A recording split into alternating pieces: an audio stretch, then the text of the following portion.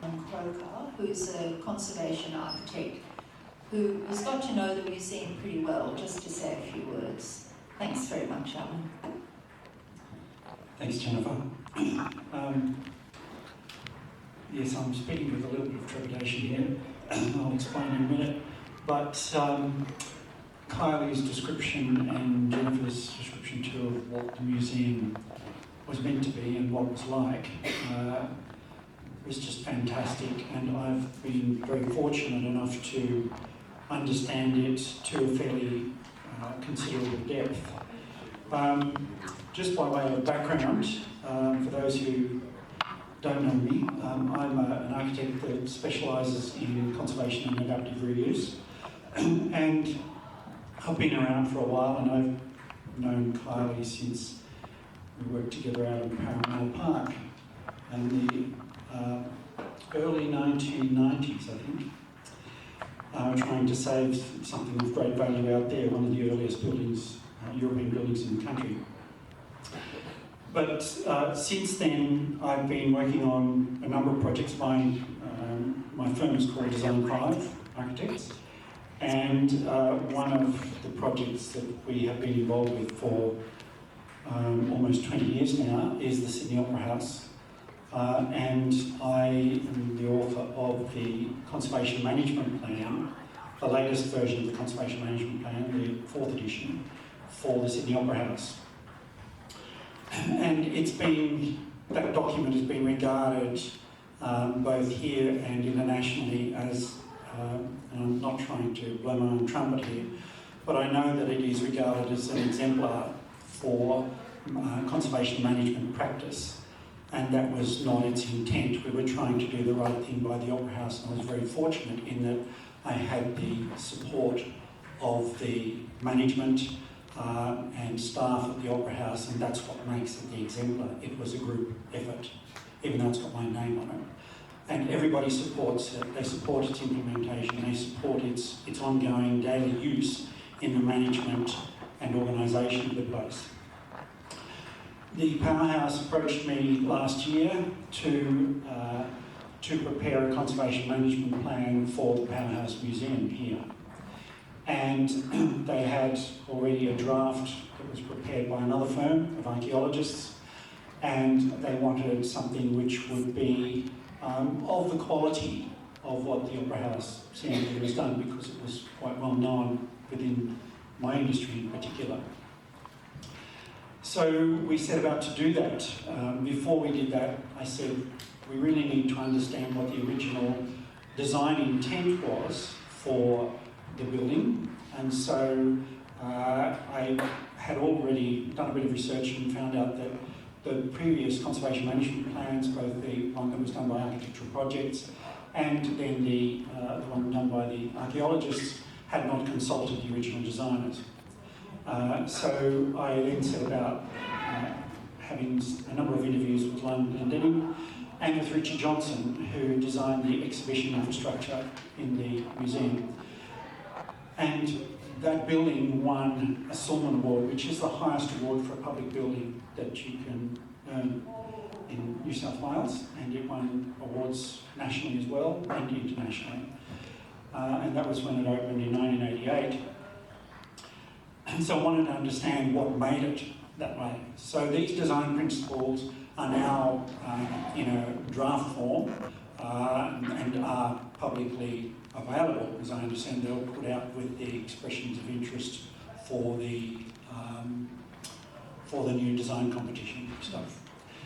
But the conservation management plan that we're engaged to prepare, and I'm unable to show you because the Powerhouse Museum owns the copyright of it, and I'm not allowed to divulge it to anyone.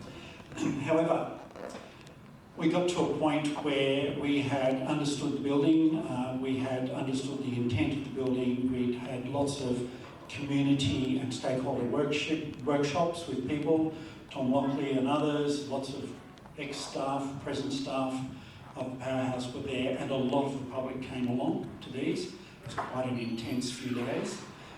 And it was overwhelmingly clear that the people and the museum community dearly loved this place and cherished it and held it in very high regard.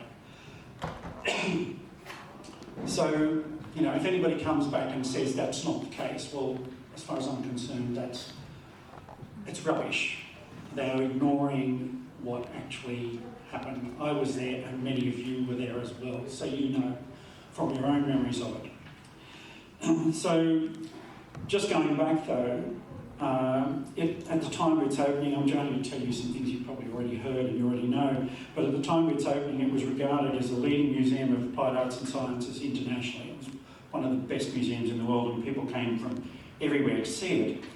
It was awarded the Salman Award for its exemplary and innovative approach to adaptive reuse and the integration of new structures and also the display of the Museum of Applied Arts and Science collection, particularly the transport and power generation and engineering sections of it. And it had a very, very strong connection between the buildings, the place, the location in the city, the railway lines, the tram lines, all of those things, and the collection itself. It was the ultimate sort of synergy of all of these different aspects of the museum and place which converged here, which made it such a powerful museum.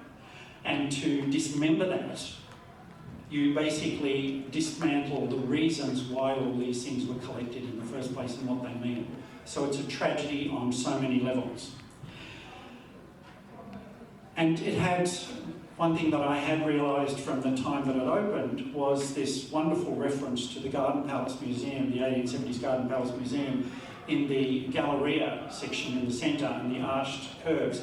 But one thing I didn't understand until I talked to Lionel and Jennifer about, you know, the design intent of the original museum was this wonderful poetic reference that Lionel gave to the great sort of expanse and infinity of Australia and how it's so open and accommodating and welcoming. And he used that as an architectural metaphor for the entry foyer, which was the Rand Building. You came in to this wonderful light space, a huge vault, and he referred to the railway station at Normanton in Queensland, and at either end, and it's still there, are these trompe l'oeil pictures of the sky with clouds in them.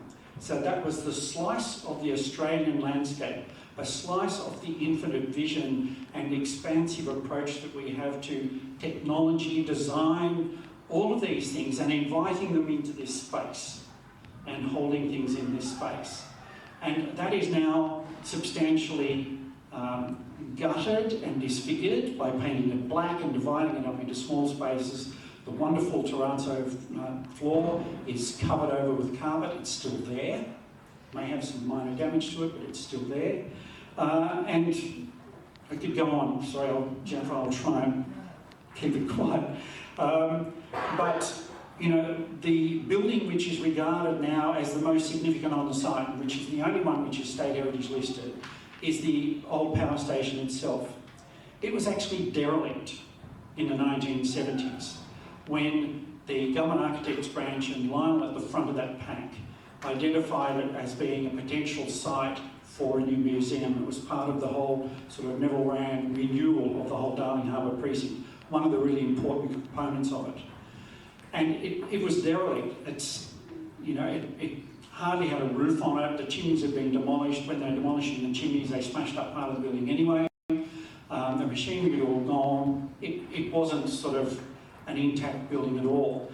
And Lionel took this building, which was derelict, and showed how you could engage a new building with it in a respectful but exciting and very, very it was a very didactic way of engaging new structure with old. And his respect for the old was fantastic, but it was also honestly modern and contemporary of its time. And for that reason, and the integration of the collection, it won the Salman Award. Now, that building, the Rand Building, is now at risk of being demolished and removed. It's one of those key moments in the development of conservation and adaptive reuse practice in this country. And really, it was at the leader of the pack internationally as well. So it's not just its local values. I shouldn't go on. So I've witnessed the gradual disfiguring of the original design, you know, the shaving of the noses and, you know, the ears off the entry courtyard space, the disfiguring of the entry foyer, which is no longer an entry foyer anymore, and you now enter through a door where there's not even a sign which says entry, maybe there now, but during COVID, the only way you could find the entry was looking for the proliferation of little QR scan codes on stands. And there's a collection of them up there, so that must be where the public goes in. Otherwise you couldn't find it. So it's lost its way, the building's lost its way. And internally, the large spaces which were meant to house the large exhibits, and the Galleria still does, transport, I haven't been in the transport hall for ages, and looking at those photographs, I think I'd probably cry, because it was one of the most spectacular spaces and museum exhibits and collection in the world. I've been to a number of museums, I've never seen anything as powerful as that. But those large spaces are being disfigured, they are being sliced up into smaller spaces, and then in the old switch house, which was all smaller spaces, and in the original design housed more intimate exhibition areas like the lace collection, you know, all sorts of other smaller objects in intimate spaces. The walls have been taken out of a lot of that, and now it's larger spaces. So they've made the big spaces smaller spaces, and smaller spaces larger spaces, which is not how you deal with a building at any level, whether it's an old one or a new one. So I think it's really sad. Our commission to do the conservation management plan was terminated abruptly earlier this year when we came back to the powerhouse saying that we believe that the Rand building was of high significance and should be on the State Heritage Register. It's got an enormous amount of value in terms of demonstrating not just conservation and adaptive reuse practice, but also as a metaphor for, you know, the approach to museums, the approach to how we present ourselves publicly. It was a beautiful statement, and with the collection, it was a complete package. And I don't think anybody disputes that it's significant, but at political levels, everybody has fought not everybody, but the powers that be have fought the listing of that part of the museum as being state significant. Normally when a place is listed on the State Heritage Register, it's the whole of the legal site. And then within that, you say some bits are of lesser significance than others. In this particular instance, which is really quite unusual, they've taken only the bits which they believed or wanted to be the highest significant and not allowed the listing of the other parts. So it's a deliberate distortion of the process. It's a deliberate inversion of the way you deal with a significant place, making your decisions first and then coming back later to understand what the values of the place are. The Borough Charter, Australia Ecomosa's leading document on how you do practice and understand places, is that first you understand the place. You must understand the place both from from its historical point of views, but also its social point of views, its social values, its historical values, its aesthetic values, its technical values, the collections in it, all of those things. Once you understand the place, then you understand, okay, you examine what are the various demands on this place which mean that something's got to change, and then you try and develop policies and guidelines which will allow that change to happen into the future, but at the same time carry those important values with you and don't lose them. And that's exactly what we've done at the Opera House. That's why it works. Everybody loves it and still loves it. There's been a massive amount of changes done there, but when you go there, it is still the Opera House. It is still that place of the celebration and excellence of performance, and now it's available for everybody. And when I walked through the Powerhouse Museum with Lionel one day, we had a whole day walking around. Poor Lionel, I don't think I walked his legs off. But we went through, and Lionel, you know, and Richard, neither of them said, you can't change it.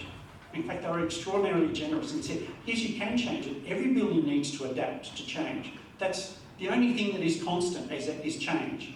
Now, it's how you manage that change that's important. And what's happening here is that change is being done without any consideration of values of the place. It's not being managed, it's being forced through, and so we're losing the values of the place, they're destroying it. And I think that's extraordinarily sad. And it's a loss not just for all the people in this room, it's a loss for the whole of our culture and our society. I think I should shut up. Thanks, Jennifer.